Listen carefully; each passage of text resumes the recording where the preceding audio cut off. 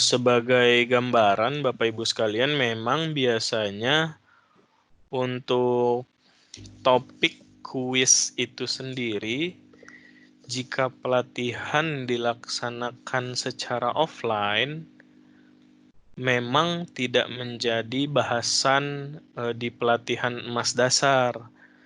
Jadi memang harus memerlukan sesi khusus tersendiri gitu. Jadi bayangkan kalau misalkan offline saja, kita butuh satu sesi khusus hanya membahas kuisnya saja, mulai dari pembuatan kuisnya, aktivitasnya, bank soalnya, soal-soalnya, soal apa saja yang bisa dimasukkan, tipe-tipe soalnya. Itu memang membutuhkan satu bahasan khusus dan cukup teknis dan cukup lama. Nah, bayangkan webinar ini makanya hanya kita simplified menjadi icon format saja gitu. Jadi kita juga paham bahwa memang pertanyaan dari Bapak Ibu sekalian pastinya akan melebar ke pembuatan kuis, soal kuis dan yang lain-lain gitu. Makanya mungkin nggak tahu ya apakah bisa diadakan untuk webinar selanjutnya atau bagaimana nanti kita bisa diskusikan lagi ya Mbak Uli ya. Nah di sini saya perlihatkan dulu yang tadi sudah saya tambahkan gambarnya seperti ini. Jadi memang bisa ditambahkan gambar, tapi setelah kita membuat icon format seperti ini, lalu kita masukkan, ini saya sudah import ke dalam aktivitas kuisnya. Lalu di sini di bagian ini kita klik edit tadi. Jadi tampilannya seperti tadi. Nah, ketika sudah saya edit, saya tambahkan gambar kah atau tabel kah yang bisa mendukung pertanyaannya, nanti previewnya bisa akan menjadi seperti ini. Gitu. Jadi untuk gambar, tabel dan lain sebagainya tidak bisa ditambahkan melalui notepad ini. Seperti itu Mbak Uli. Oh, saya Baik, hapus dulu ya share oh ya. screen-nya sebentar. Oke, Saya stop terima dulu. kasih atas penjelasannya Pak Dimas. Itu juga Ya. tadi menjawab pertanyaan dari Ibu Martia. Pertanyaan kedua, apakah otomatis grade-nya sudah 100%? Iya Bu, karena Iya, template dari emasnya adalah 100%. betul. Oke, baik Pak. Kita akan sekarang jam sudah menunjukkan pukul 10.42. Kita akan Iya, extend sampai jam 11 ya Pak maksimal. boleh. Oke, kita lanjut ke pertanyaan yang lain. Oke, ini random questions lagi. Oke, pertanyaannya lebih ke teori Pak. Pertanyaan dari Ibu Ayomi. Berapa probabilitas mahasiswa? Adakah rumus tertentu untuk menentukan probabilitas mahasiswa mendapatkan soal random? Oh, untuk soal random. Probabilitas. Iya, betul. Kalau itu sih sistemnya sudah ada dari masnya ya. Jadi kayaknya kita tidak memikirkan untuk probabilitasnya dan kayaknya di emas sendiri tidak ada pilihan itu ya. Jadi kita mau mengeset probabilitasnya sampai berapa? Kayaknya nggak ada ya Mbak Uli ya. Betul. Ya, sejauh ini yang kami lakukan untuk random question seperti itu, Ibu Ayomi. Jadi, kami tidak mengetahui berapa probabilitas mahasiswa, misalkan 10 dari 15 soal itu, dan apakah mahasiswa A dan B mendapatkan soal yang berbeda semuanya, itu tidak ada itu tidak ada kepastiannya. Namun yang memang di state dari random question itu adalah random question memberikan soal yang bisa jadi berbeda antar mahasiswa, tapi kita tidak tahu mahasiswa apa mendapatkan apa di pengaturan random question itu. Hanya bisa terlihat ketika sudah melaksanakan kuis. Betul. Mungkin dari Bu Ayomi ada feedback, Bu? Selamat siang Bu Uli dan Pak Dimas, terima kasih untuk penjelasannya. Iya, jadi begini, saya sudah beberapa kali mencoba random question, tapi nampaknya nggak tahu ini mungkin sistem dari Masnya, nampaknya satu pertanyaan itu bisa misalkan tadi saya ada 10 pertanyaan, dan hanya ada 1 yang ingin saya tampilkan untuk 10 mahasiswa. Jadi tidak 10-10-nya keluar, jadi masing-masing 1, tapi bisa jadi 1 soal ada 3 mahasiswa yang mengerjakan gitu, walaupun kita tidak tahu dia soalnya yang mana saja gitu.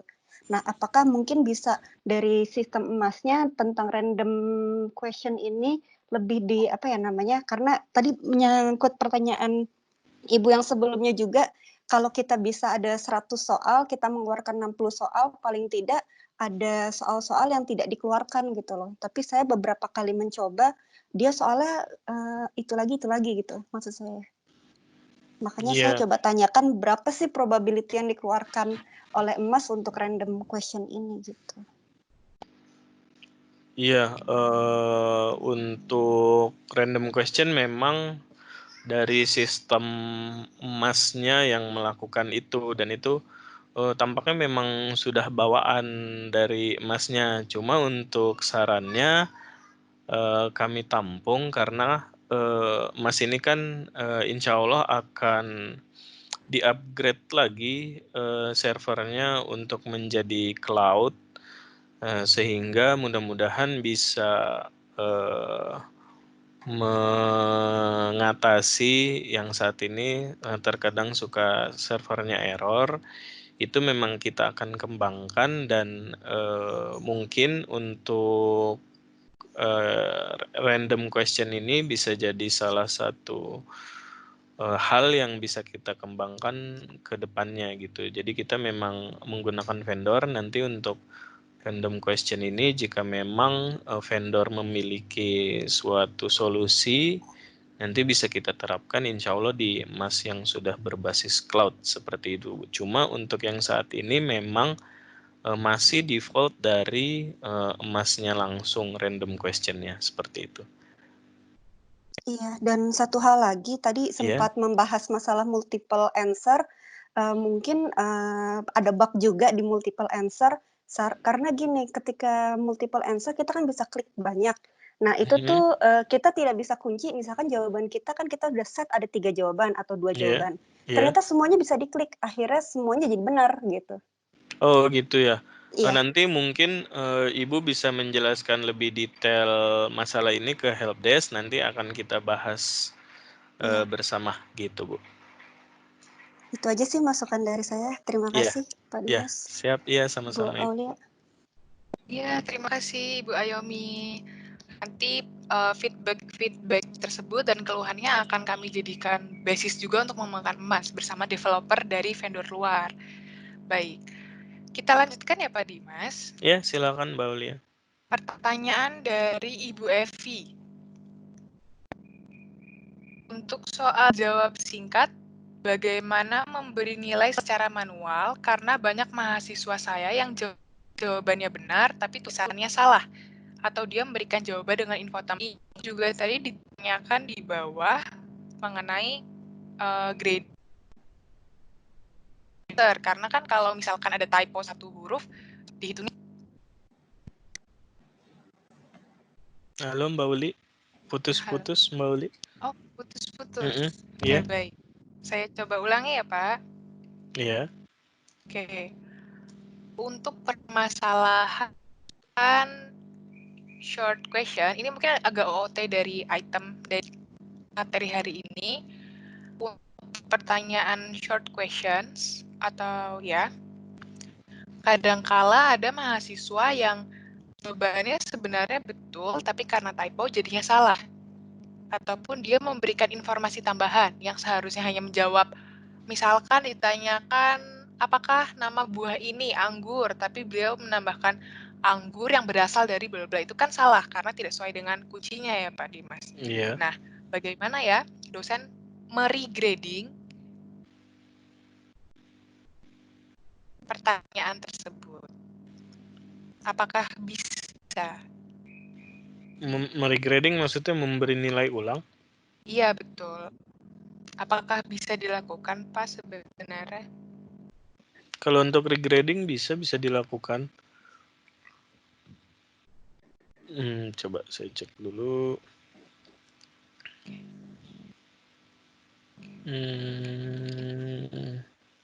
Nggak ada di sini. Grading akan menjawab pertanyaan dari Ibu Evi. Mungkin bisa diarahkan ke helpdesk Mbak Uli untuk terkait hal ini. Oke, Gitu. baik. Jadi sekalian nanti kita mencobanya tidak di dalam sesi webinar ini gitu. Oke, mungkin ya melihat keterbatasan waktu juga Iya, ya Ibu betul. Evi. Maaf sekali untuk Nanti Ibu. boleh chat ke helpdesk, nanti kita akan bantu dari Ibu Evi kebutuhannya apa, nanti helpdesk yang akan membantu gitu. Oke. Terima kasih Bu Evi. Intinya bisa, untuk caranya nanti akan dipandu oleh helpdesk. Iya, betul. Baik Mbak Uli, terima kasih. Bapak terima kasih. Oh iya, Ibu. Iya, sama-sama Ibu Evi. Oke. Bagaimana membuat grade di soal? Untuk grading kami juga sudah menyiapkan panduannya Bapak Ibu di pjj.ui.ac.id. Mohon bisa dilihat terlebih dahulu untuk tutorial videonya. Ada pertanyaan Pak dari Bapak Reza. Iya. Apakah kuis di emas bisa mendeteksi waktu menjawab mahasiswa di tiap soal? Kalau untuk waktu menjawab mahasiswa di setiap soal tidak ada. Yang ada itu lognya adalah mahasiswa itu menyimpan jawaban itu di jam berapa, dan juga log history ketika misalkan mahasiswa mengganti jawaban di jam berapa. Jadi tidak ada di dalam satu soal dia berapa lama mengerjakan gitu. Karena kan bisa jadi di dalam satu halaman itu tidak hanya satu soal saja. Jadi kan Mas ini ketika mengerjakan kuis yang ditampilkan itu halamannya.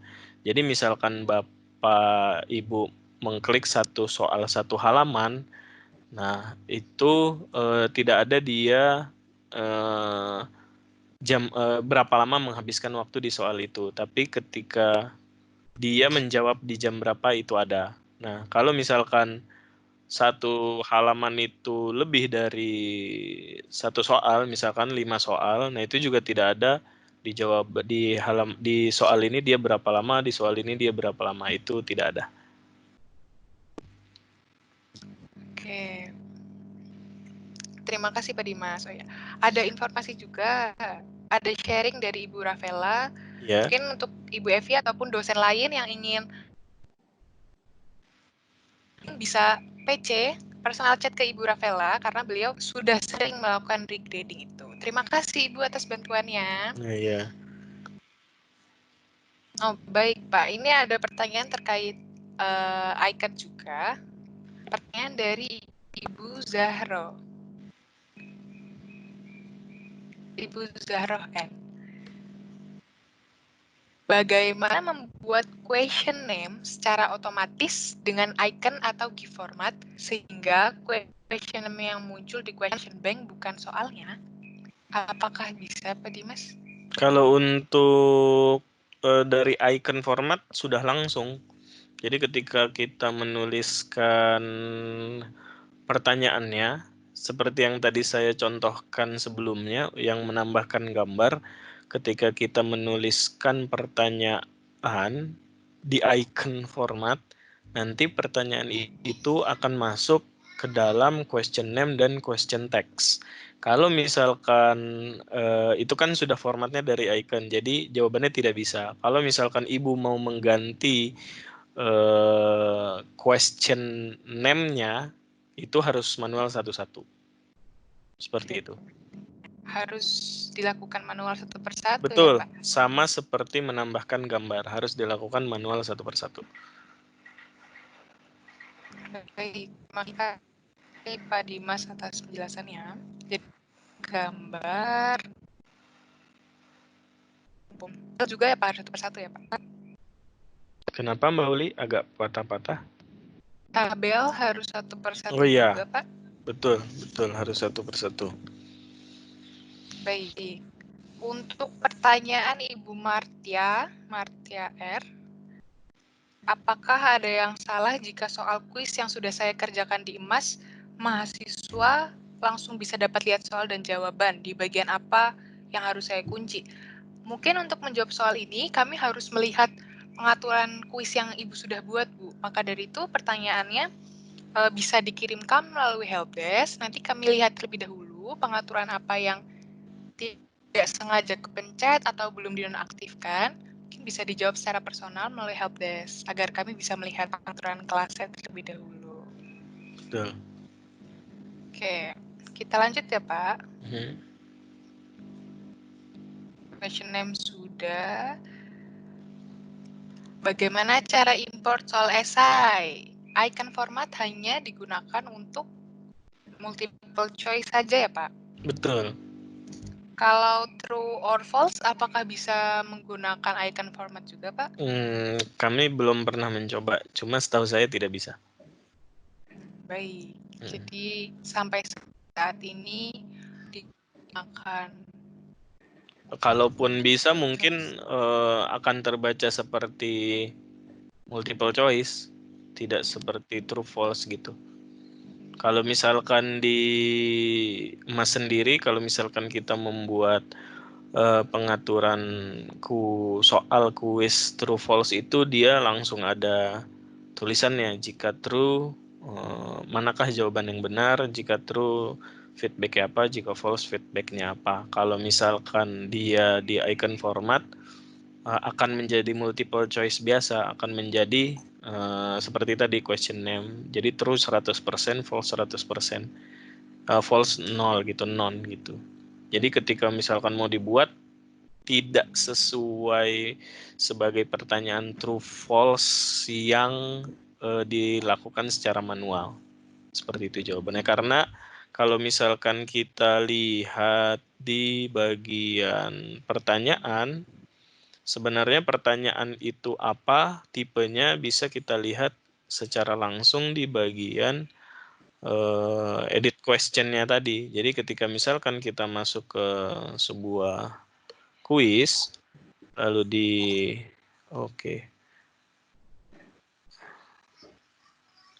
tunggu sebentar, lalu kita masuk ke sebuah kuis, itu kita bisa lihat dia pertanyaannya tipenya apa, gitu.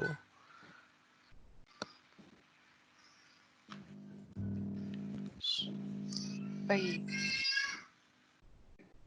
Terima kasih Pak Dimas atas penjelasannya.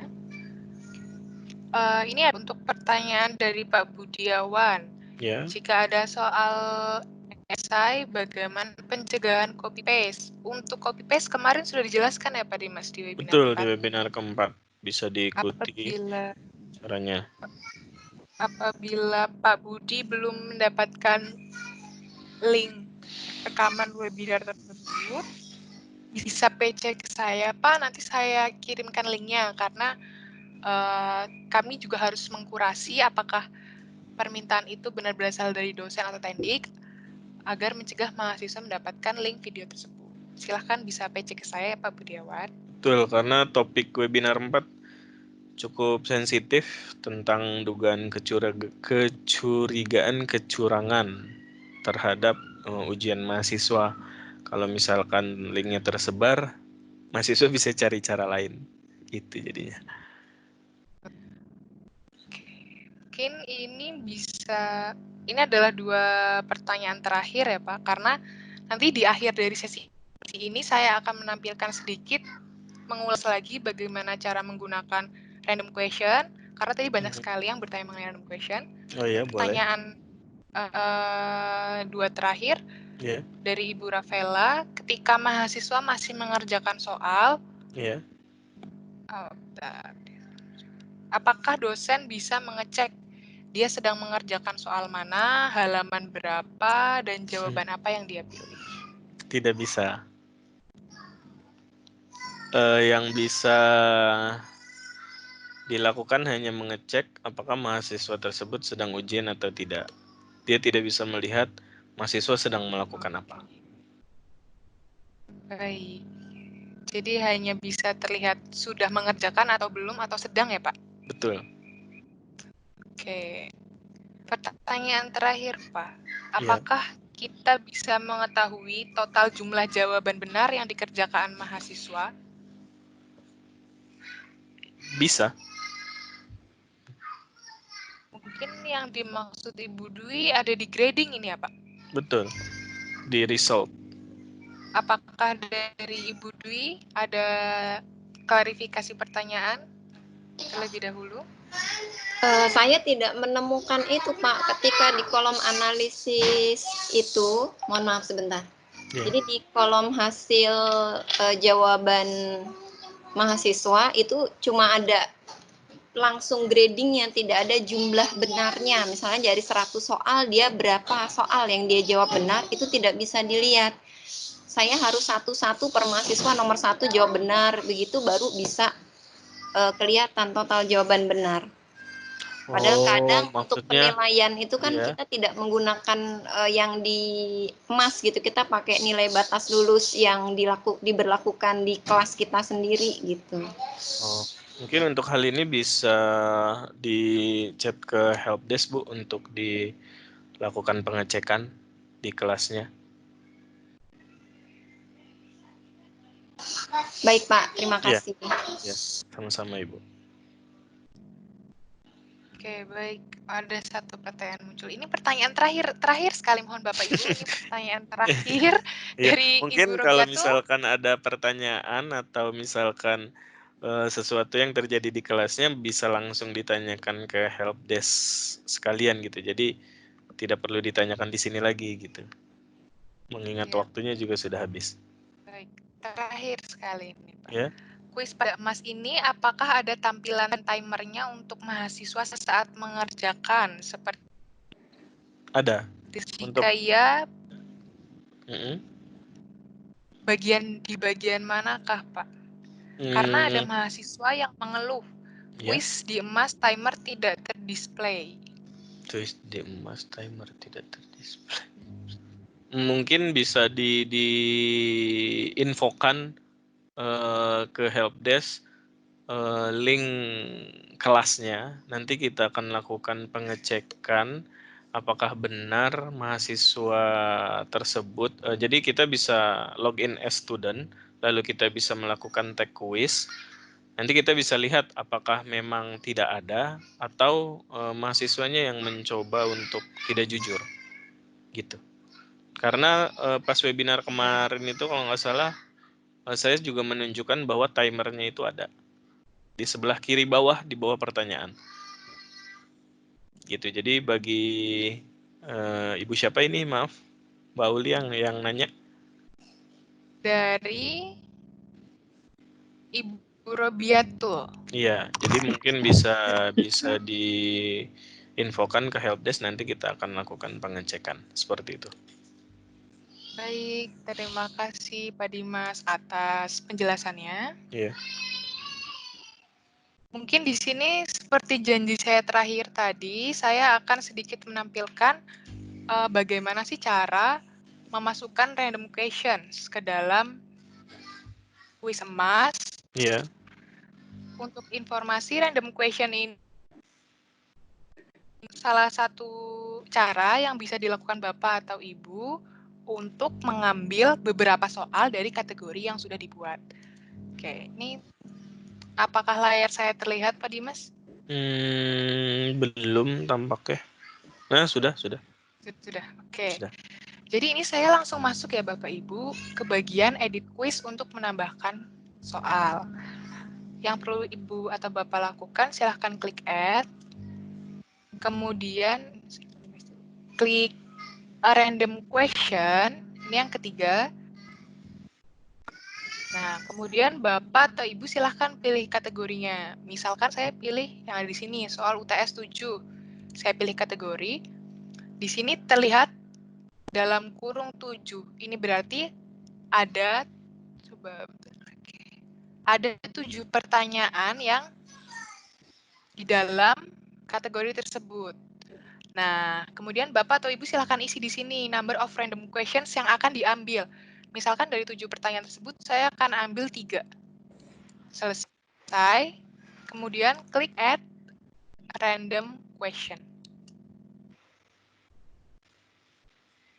Maaf, loadingnya agak lama.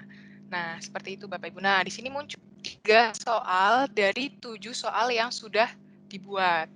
Mengapa tidak keluar nama soalnya? Karena sistem akan mengambil secara acak 3 pertanyaan dari 7 itu. Maka dari itu tadi tidak terlihat nama soalnya. Oke. Kemudian tadi pertanyaan yang sering muncul juga adalah bagaimana menambahkan jenis-jenis soal yang berbeda. Ini kan tadi saya udah tambah random question Bapak Ibu. Saya mau tambah soal jenis lain bisa klik add, klik new question. Kemudian Bapak atau Ibu silahkan mau pilih question tipe apa. Misalkan saya mau tambahkan esai, klik add. Sudah Bapak Ibu silahkan diisi dan kemudian misalkan saya kasih tes.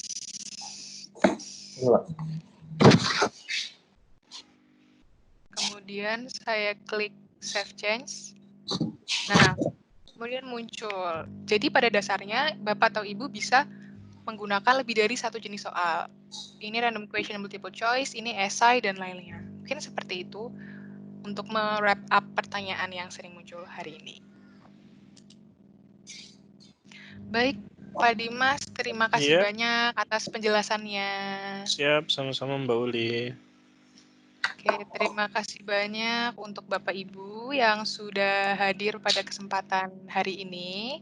Walaupun materinya memang lebih sulit dibandingkan biasanya. Iya. Ya. Tapi semoga bermanfaat dan bisa Bapak Ibu ulang berkali-kali ya. Iya. Sebelum Bapak Ibu live, saya akan memaparkan sedikit untuk meminta evaluasi. Oke. Oh iya, untuk rekaman hari ini Bapak dan Ibu bisa cek di pjj.ui.ac.id ya Bapak Ibu.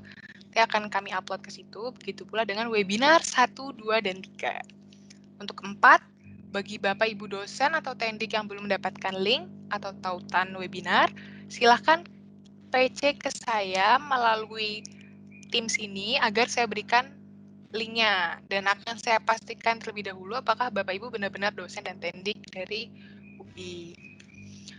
Untuk webinar selanjutnya akan diadakan minggu depan Bapak Ibu, tanggal 20 Mei. Tema perbandingan layanan video call untuk pembelajaran.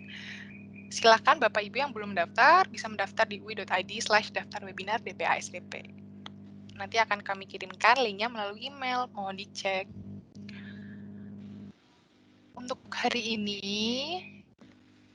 kami mohon kesediaan dari Bapak dan Ibu sekalian untuk memberikan evaluasi terhadap performa webinar kali ini. Bapak Ibu bisa scan barcode yang ada di sini, ataupun bisa menuju ke ui.id/evaluasi webinar DPASDP. Nanti di akhir